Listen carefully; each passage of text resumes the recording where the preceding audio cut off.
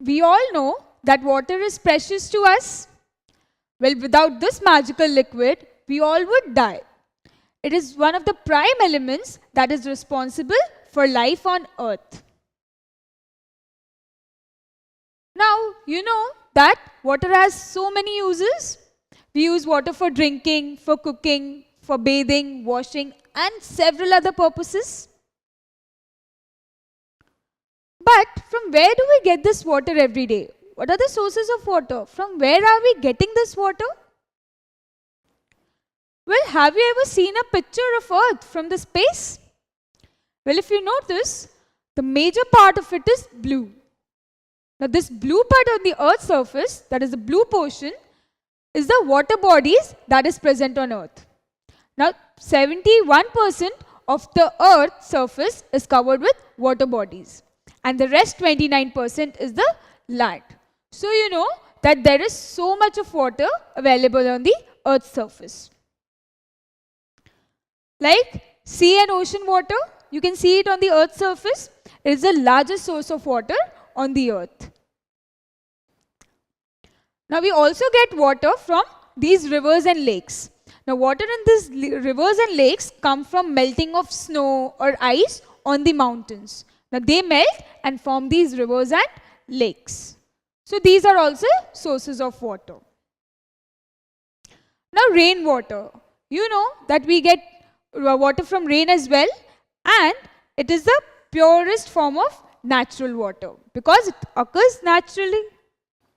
Well, have you ever played on these puddles outside your home after the rain falls?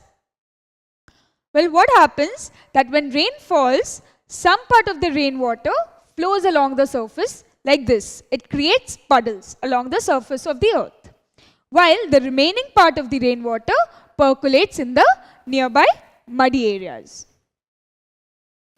So all the examples we have used till now, that is the sea, that is the ocean water, the rainwater, all these are called surface water. Now what is the surface water? The water that is present on the surface of the earth. You can see them on the surface of the earth, like the sea, oceans, rivers, lakes.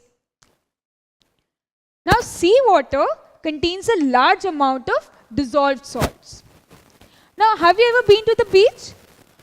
Whenever you go to the beach and if you taste that water of the sea, you'll always see that the water is so salty. It contains a lot of salt. Now, this is the reason why the seawater is so salty, because it contains a large amount of dissolved salts in it. And that's why we cannot even drink seawater.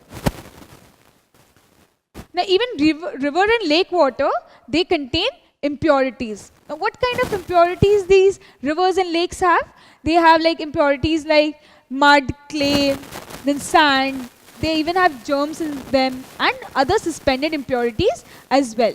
So can you drink these water? Well, no. You have to first purify this water, the sea water or the river and lake water, before drinking.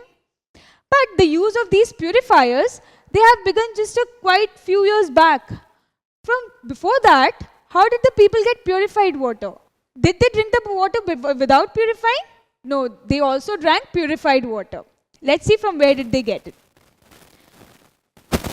Well, this is a picture of a well. You're hearing it correct.